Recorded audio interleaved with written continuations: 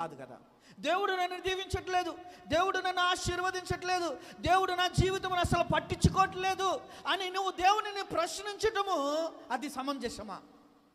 దేవుని దగ్గరకు వచ్చి భయభక్తులతో, విశ్వాసముతో, భక్తితో, శ్రద్ధతో దేవుని దగ్గర దేవుడు సమకూర్చేవి, దేవుడు పెట్టేవి నీవు దానిని సమకూర్చుకోకపోతే, నీవు సోమరిగా ఉండి, నీవు ప్రార్థనలో బలహీనముగా ఉండి, విశ్వాసములో బలహీనముగా ఉండి, దేవుని వాక్యము శ్రద్ధగా వినకుండా, నీ విశ్వాసమును, నీ భక్తిని పెంచుకోకుండా దేవుని దగ్గరకు వచ్చి దేవుడు నన్ను దీవించటలేదు అని అంటే అది ఎవరి తప్పు?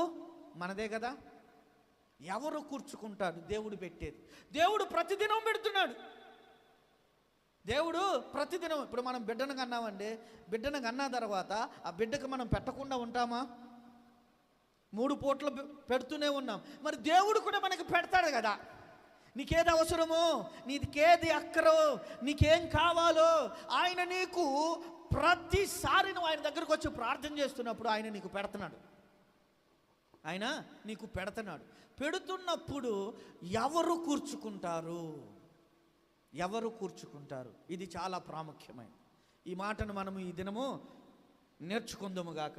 దేవుడు మనతో అర్థవంతముగా మనతో మాట్లాడి మనము కూడా కూర్చుకునే వారిలో మనం ఉందుముగాక.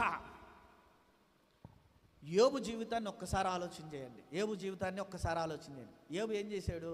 మొత్తం పోగొట్టుకున్నాడు. పిల్లలను పోగొట్టుకున్నాడు, ఆస్తిని పోగొట్టుకున్నాడు, అంత పోగొట్టుకున్నాడు. తన భార్య ఒక్కతే మిగిలి ఉన్నది.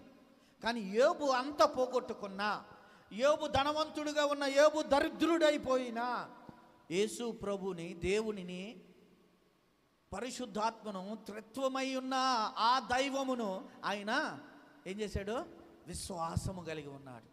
దేవుడు ఇవ్వగలడు, దేవుడు చెయ్యగలడు అనే ఒక విశ్వాసముతో అతను ఉండి ఏం చేస్తున్నాడయ్యా అంటే దేవునిని స్తుతిస్తూ ఉన్నాడు. హల్లెలూయా, హల్లెలూయా.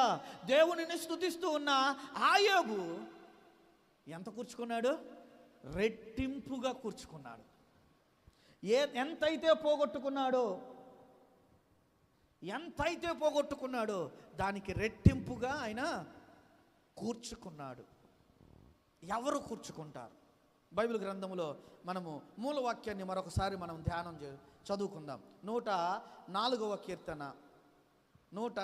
కీర్తన 28వ వచనాన్ని, మన మూలవాక్యాన్ని మరొకసారి మనము చదువుకొని వాక్య భాగంలోనికి వెళ్దాం.